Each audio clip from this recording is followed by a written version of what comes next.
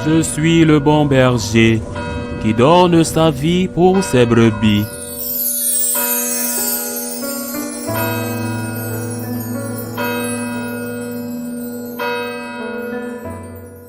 En ce temps-là, Jésus disait à ses disciples, « Quand vous verrez Jérusalem encerclée par des armées, alors sachez que sa dévastation approche. Alors ceux qui seront en Judée, qu'ils s'enfuient dans les montagnes, ceux qui seront à l'intérieur de la ville, qu'ils s'en éloignent, ceux qui seront à la campagne, qu'ils ne rentrent pas en ville, car ce seront des jours où justice sera faite pour que soit accomplie toute l'écriture. Quel malheur pour les femmes qui seront enceintes et celles qui allaiteront en ces jours-là, car il y aura un grand désarroi dans le pays, une grande colère contre ce peuple. Ils tomberont sous le tranchant de l'épée, ils seront amenés en captivité dans toutes les nations. Jérusalem sera foulée aux pieds par des païens jusqu'à ce que leur temps soit accompli. Il y aura des signes dans le soleil, la lune et les étoiles. Sur terre, les nations seront affolées et désemparées par le fracas de la mer et des flots. Les hommes mourront de peur dans l'attente de ce qui doit arriver au monde, car les puissances des cieux seront ébranlées.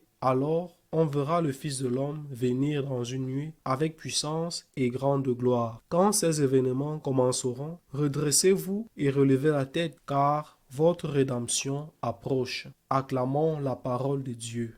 Le Seigneur décrivait ce qui allait se produire quelques années plus tard, la destruction de Jérusalem en l'an 70, même si la guerre entre les Juifs et les Romains avait commencé quelques années auparavant. Si ce texte avait été écrit après la destruction de Jérusalem, les détails auraient, sans aucun doute, été beaucoup plus nombreux. Jérusalem fut assiégée par l'empereur Titus au moment où l'on célébrait la Pâque et la ville était complètement pleine. On dit qu'un peu plus d'1 million de personnes furent tuées ou réduites en esclavage. Ces chiffres sont sûrement exagérés, mais il est certain que beaucoup y trouvèrent la mort et furent emmenés comme esclaves. La ville fut totalement détruite. Jésus prononce ici une prophétie. Il ne donne pas plus de détails. Ceci aurait été ajouté si l'évangéliste avait écrit après les faits, car il en aurait été témoin, on aurait reçu des informations précises. Qu'est-ce qui importe? L'essentiel est que le Seigneur nous annonce qu'il y aura une fin du monde et qu'il nous invite à rester dans la paix, tout en nous prévenant que des signes l'annonceront et montreront dans quelle direction va ce monde voué à la destruction ou à l'autodestruction. Je donne quelques exemples. La province du Québec au Canada,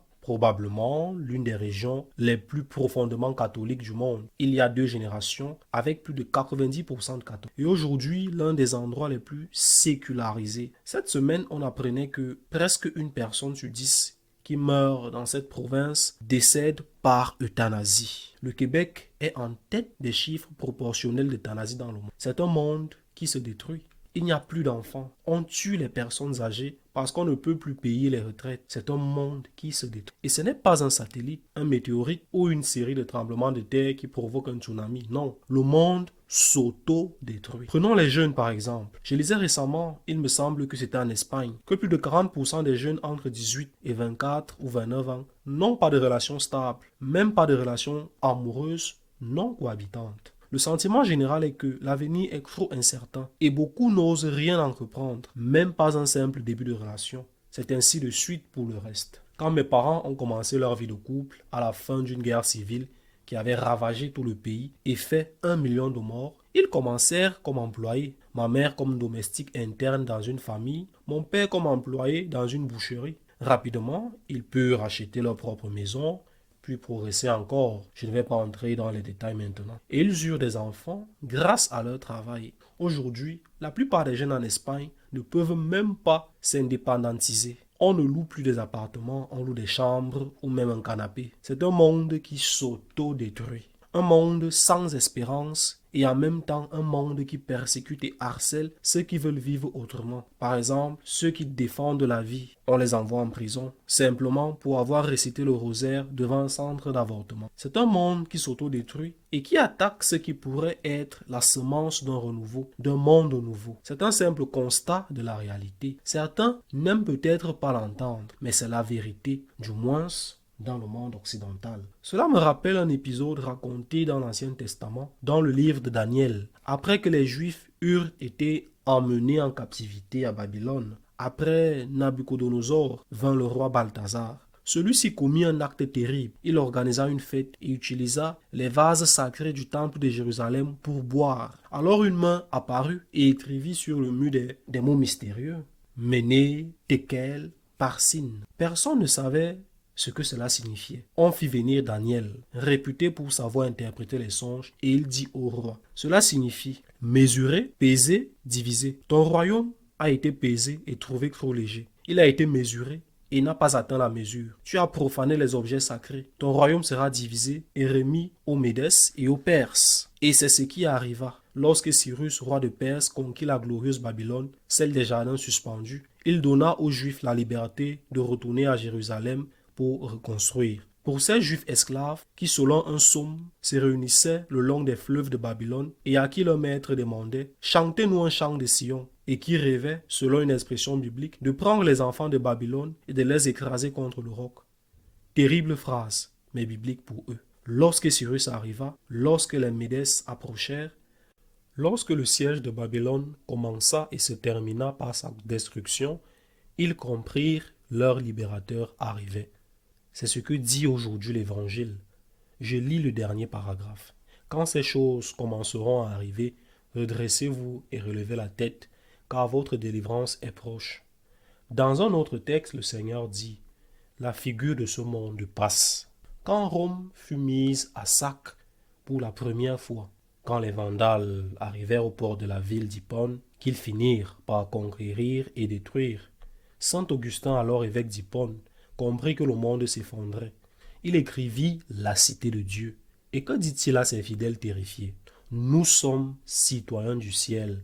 Ce monde tombera, mais nous appartenons à celui qui ne passe pas. Voilà ce que nous devons retenir. L'espérance. Le monde tombera. Nous ne savons pas comment. Je ne dis pas que ce sera un météorite. Qui sait? Non.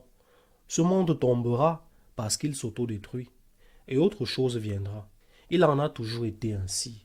Mais ce monde-là, tel qu'il est, tombera.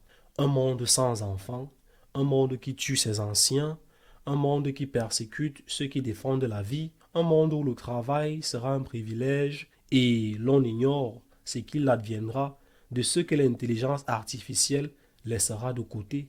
Ce monde tombera. Relevez la tête, car votre délivrance approche. Ayez de l'espérance. L'avenir de l'humanité est entre nos mains. L'avenir de l'humanité n'est pas dans l'intelligence artificielle, même si elle peut être utile, ni dans la technique. Il est dans les personnes qui suivent le Christ. Je me souviens d'une phrase d'un écrivain anglais, Eliot, auteur de l'un des plus beaux livres que j'ai lus, Meurtre dans la cathédrale, sur le martyre de Saint Thomas Becket. Eliot, longtemps avant que nous voyions ce qui allait se passer en Espagne ou ailleurs, il disait « Ils tentent une expérience, construire un monde sans Dieu. Ils échoueront, mais en attendant, protégez vos familles. » C'est exactement ce que nous devons faire. Ne pas avoir peur. Ce monde échouera. C'est un monde sans Dieu. Pour la première fois dans l'histoire, on tente l'expérience de bâtir un monde sans Dieu, c'est-à-dire un monde inhumain. Un monde qui tue les enfants, un monde qui tue les anciens et les malades, un monde inhumain. Ils échoueront. Ce monde tombera, il s'autodétruira. Mais en attendant, protégez vos familles, sauvez vos familles.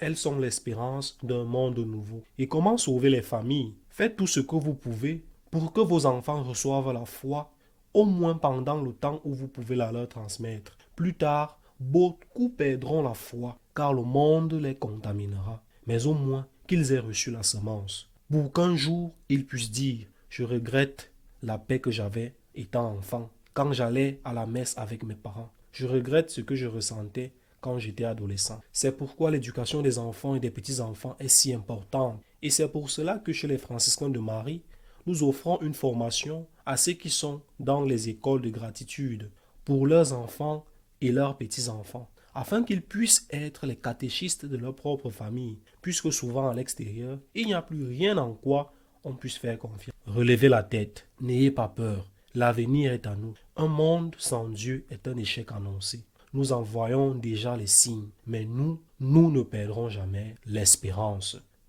Ainsi soit-il.